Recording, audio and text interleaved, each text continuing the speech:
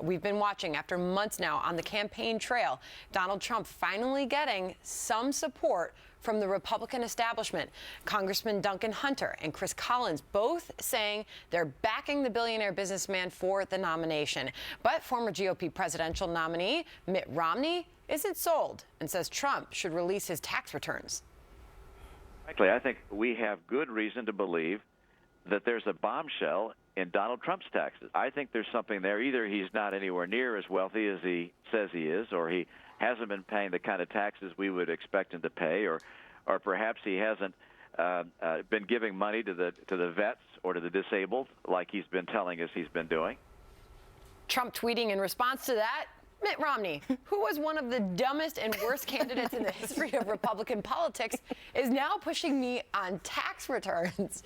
Dope, Ebony, he says. You know what, Sandra? This is the kind of thing that Donald Trump lives for, right? I mean, an endorsement from Governor Romney, Trump needs it like he needs a hole in his head. Because this comes back to this loser-winner narrative. It's so simple, but if it's not broke, don't fix it. Probably only helping Trump. Yeah, exactly. He's smiling. He's like, oh, this is great. You know, you're the loser, and guess what? I'm the winner. But what's the strategy here, Andrea? Everybody's scratching their heads when Mitt Romney said this, and if he has endorsed Marco Rubio. But where is he going with this bombshell in his taxes? I mean, what are we talking about here? That he makes less than he says he does? Or? Mitt Romney is doing exactly what Harry Reid did to him in this last election. I can't believe that Mitt Romney would go there.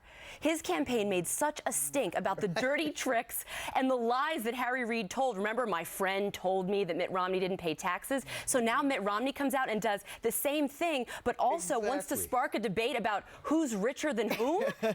Are you kidding me? No one cares what Mitt Romney thinks, number one. Number two, he was a loser. He wasn't a conservative. That's why so many people go, you put up a loser who wasn't a real conservative last time. It's just a friendly reminder, and Ebony's right. It only hurts Trump. Wow. One word on his wealth. Forbes said $4 billion. Okay. I had a long conversation with Eric, his son. Great kids. I love his kids. And Eric told me that $4 billion was really unfair to Trump because they lowballed every one of his real estate holdings, and that the Trumps, figure it's closer to $10 billion. He's going to have to fund $1 billion. He's going to have cash to pay for it, this campaign. Yeah, but you're going to have to tell me that his supporters would waver in the face of him being worth less Well, than what he originally $4 billion, $9 billion, to most of us, that's like make-believe. Before we finish up, though, we just talked about these big endorsements coming on board for Trump. Is the establishment getting behind Trump now? You know, I mean, you've just seen just a couple of names. The establishment is getting behind Marco Rubio. And you saw Marco Rubio yesterday attack Trump on Israel and feeling like he can go right after him now because he's got more people behind him. But when they stand on that stage, I'll say it again, for the debate, it's mano a mano. It doesn't matter who's endorsed you or any of that. Can you do it under pressure with the mic on? Can you drop the mic? And so that's what we'll be watching for tonight. But he did go after Trump one-on-one. We've seen some people fall out of this campaign after going on with Donald Trump. But he knows he has to do it, Marco Rubio. Harris loves to drop the mic. We'll leave it there. And Super